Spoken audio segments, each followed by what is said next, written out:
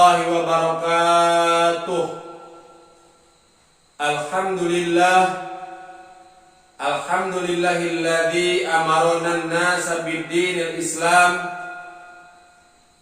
wa nahahum 'anil kufri wa ibadatil asnam.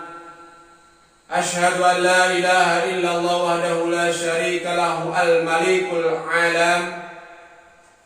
Wa asyhadu anna sayyidina Muhammadan abduhu wa rasuluhu afdhalul anam.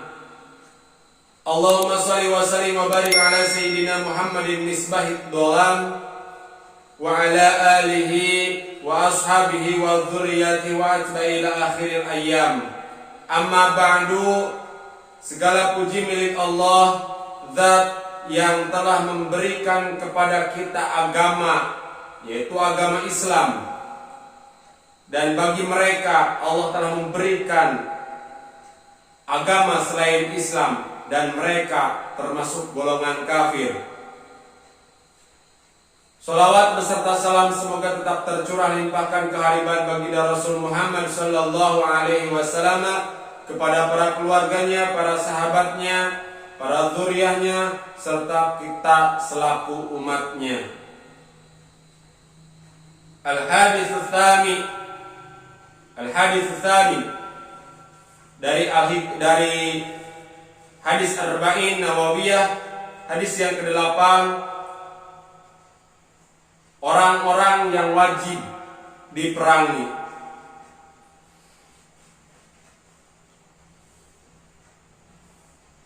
An Ibni Umar radhiyallahu anhuma anna Rasulullah sallallahu alaihi wasallam qala umirtu an uqatilan nas hatta yashhadu an la ilaha illallah wa anna Muhammadar Rasulullah wa yuqimus shalah wa yu'tuz zakah fa idza fa'alu dzalika asamu minni dima'ahum wa amwalahum illa bihaqqil islami wa hisabuhum 'ala Allah ta'ala. Rawahul Imam Al-Bukhari wa Muslim.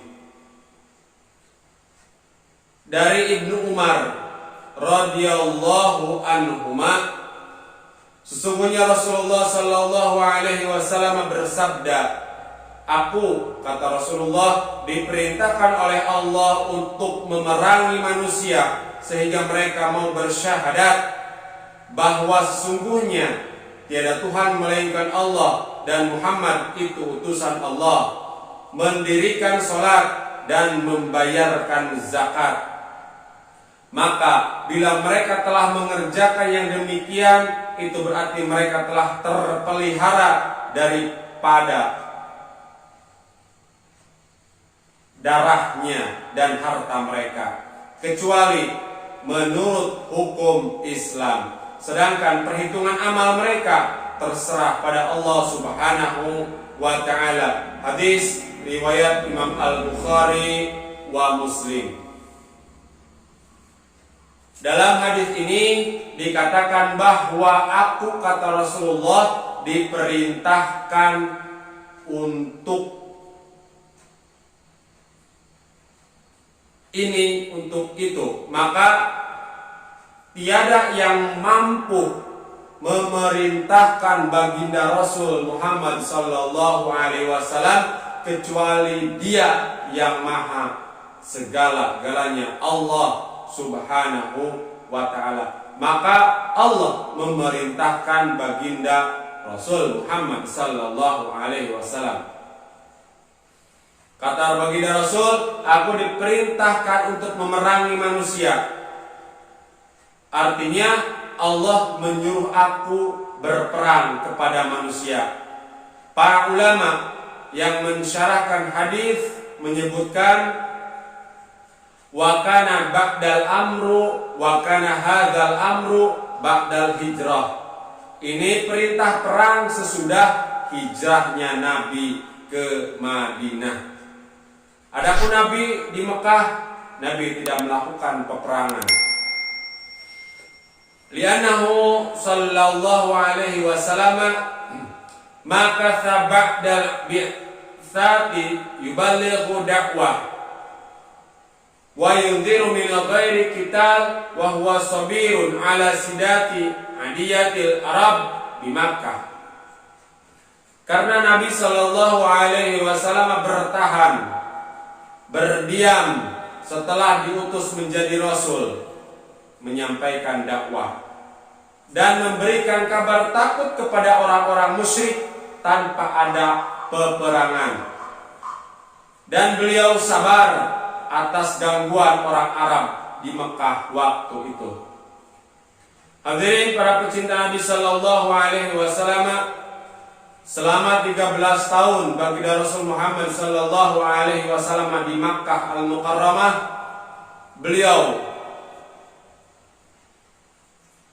tidak ada izin untuk berperang terhadap orang-orang yang ingkar kepada Allah dan Rasulnya. Artinya baginda Rasul hanya diam. Rasul dan sahabat hanya sabar.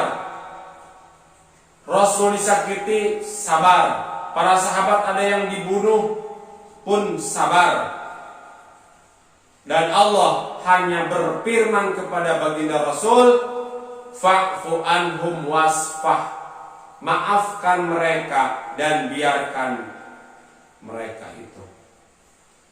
Artinya selama 13 tahun Rasulullah dan para sahabat berada dalam tekanan, berada dalam kegelisahan, berada dalam kesabaran. Mengapa Allah berfirman fa'fu anhum wasfah? Jelas hadirin, bagaimana mau berperang karena jumlah di Mekah itu masih sedikit, dan ketika berperang artinya Islam akan musnah selama-lamanya karena dengan takaran kekuatan kalah. Allah pun menyebutkan, Allah pun berfirman, janganlah berperang, jangan melawan gangguan mereka, karena tidak diizinkan oleh Allah. Sekalipun nampirin, sekalipun menampar, ketika ada orang kafir menampar, tidak diizinkan untuk balik menampar. Cukup sabar saja. Apa hikmah yang bisa kita ambil daripada Allah melarang Rasul untuk tidak melawan kaum Quraisy pada waktu itu? Para ulama menjelaskan, yang pertama, al-muslimun fi Makkah qalil. Umat Islam ketika di Mekah jumlahnya masih sedikit. Yang kedua, tadrifu nafsil mu'minina ala sabar, melatih jiwa kaum muslimin untuk bersabar menghadapi ujian, menghadapi cobaan, dan menghadapi ancaman. Ala tuthara harbun dawamiyah dakhilal buyut. Tidak berkobar peperangan di dalam rumah. Bayangkan jika perintah perang itu sudah dilakukan atau sudah diperintahkan di waktu di Mekah, maka akan terjadi kerusakan rumah tangga, kerusakan keluarga. Karena waktu itu di satu rumah itu ada anaknya sudah muslim, tapi bapaknya masih kafir. Akan bertengkar, akan berperang di rumah tersebut.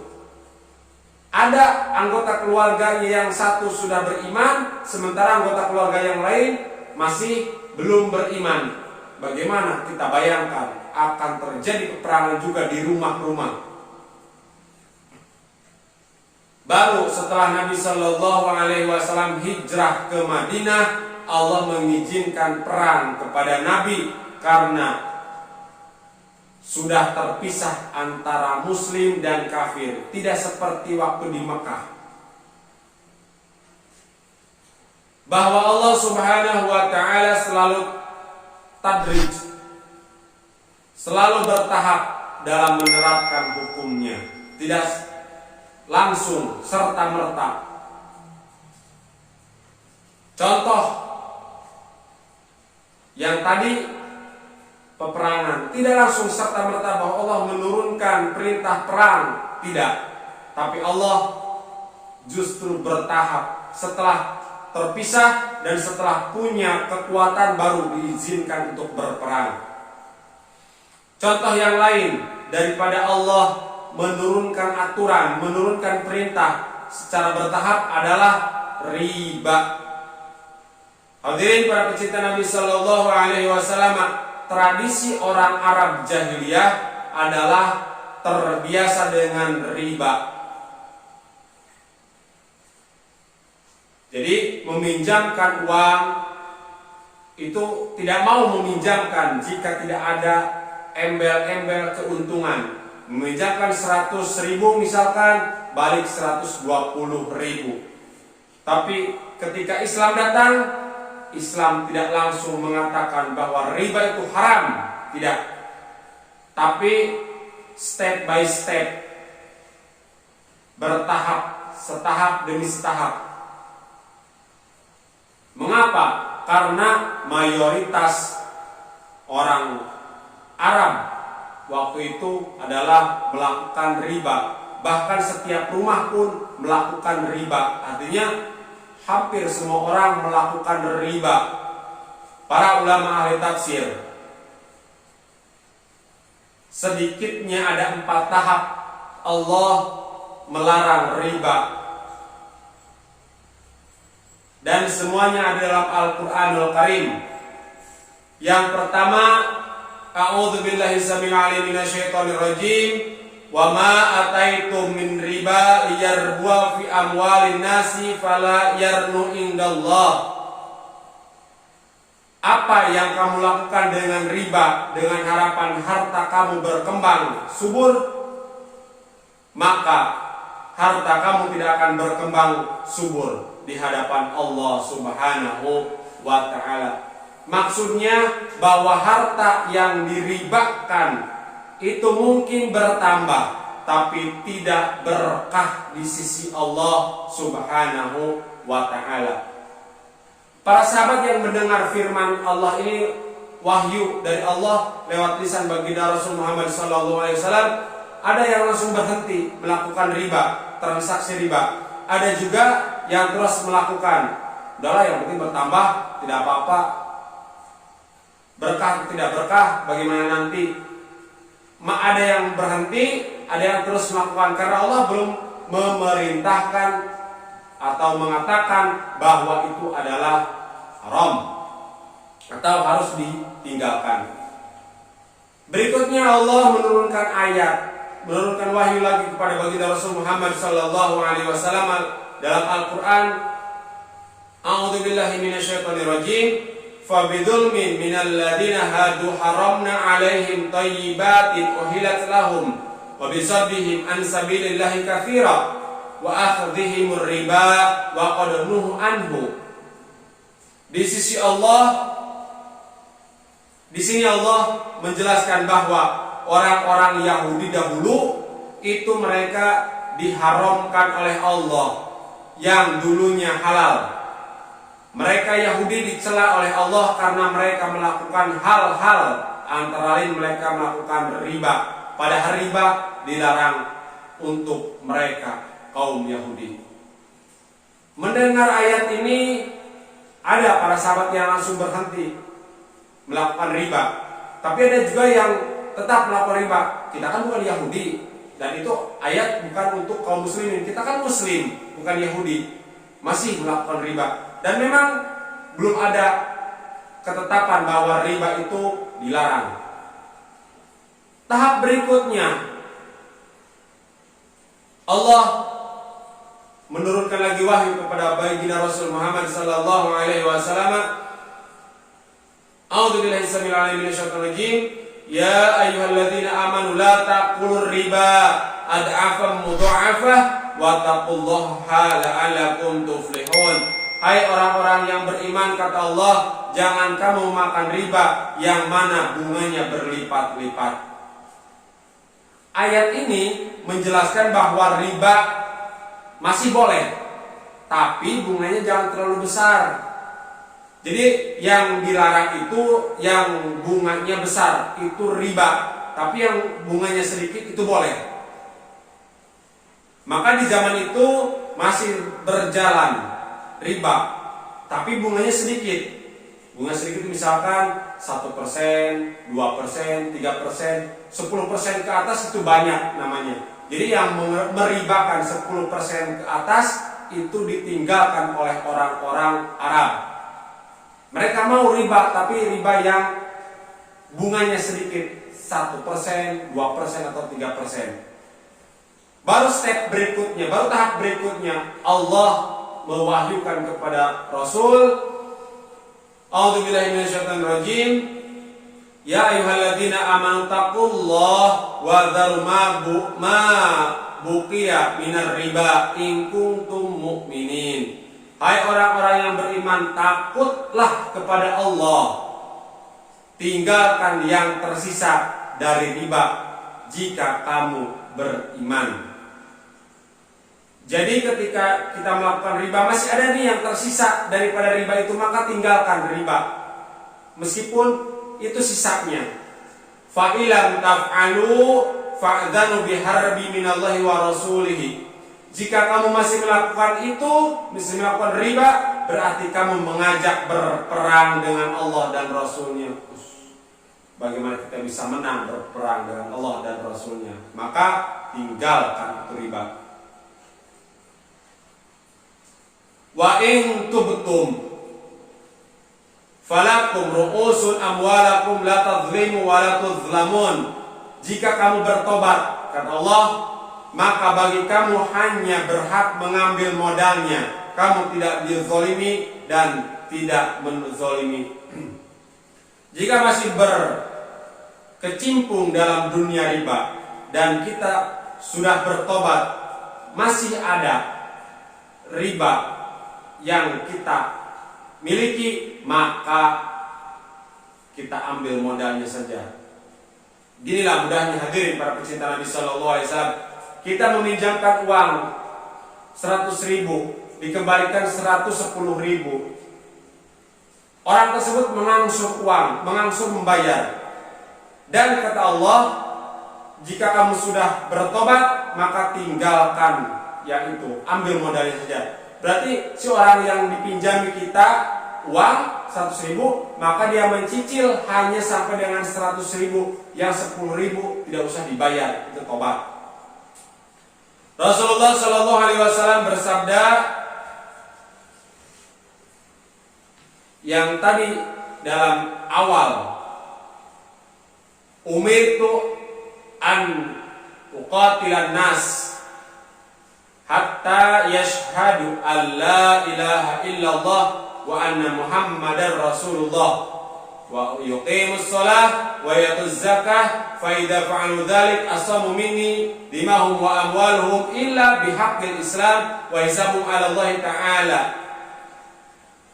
Aku diperintahkan bahwa aku memerangi manusia, orang kafir, orang yang meninggalkan sholat, orang yang tidak mau berzakat. Itu yang diperangi oleh Rasulullah atas perintah Allah.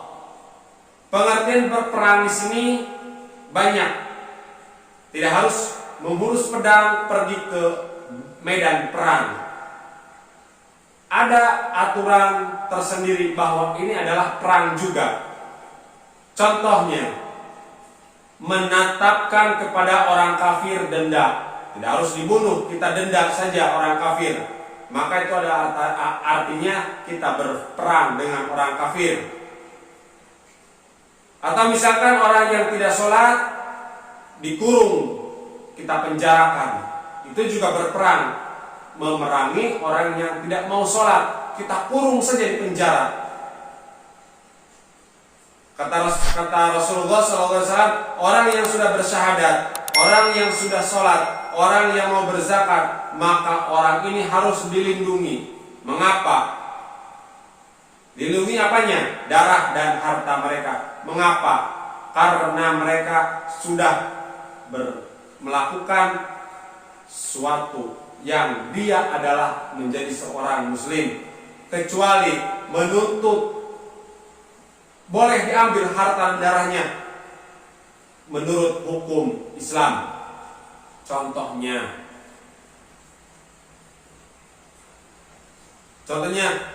zina ba'da ihsan.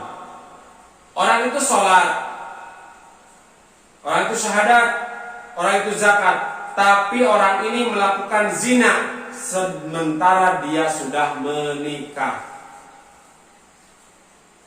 Maka jika ini kasusnya, orang itu harus dihukum rajam. Maka darah orang yang berzina ini halal, boleh dibunuh. Terus siapa yang membunuh? Apakah kita boleh membunuh? Membunuhnya dilakukan oleh pemerintahan yang berwenang, bukan oleh. Kita lihat orang yang berzina, dia sudah menikah, dia muslim, kita langsung bunuh dia. Ada aturan tertentu, tidak boleh. Harus dengan atau harus oleh pemerintah yang berwenang. Atau kufrun ba'dal iman, kafir setelah Islam, kafir setelah iman, murtad. Maka orang murtad halal darahnya, boleh dibunuh.